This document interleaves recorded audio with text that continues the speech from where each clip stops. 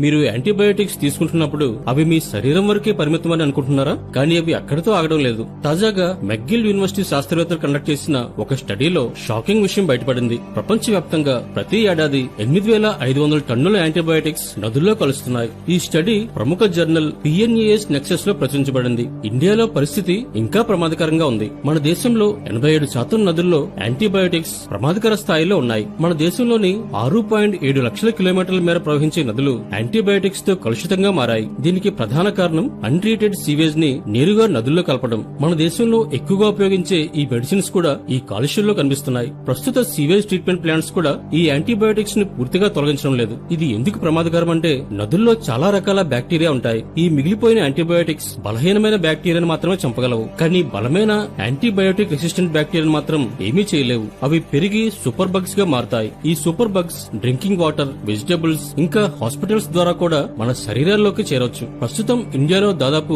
31.5 కోట్ల మంది అత్యంత కలుషితమైన నదుల సమీపంలో జీవిస్తున్నారు. ఈ స్టడీ మన అందరికీ ఒక హెచ్చరిక.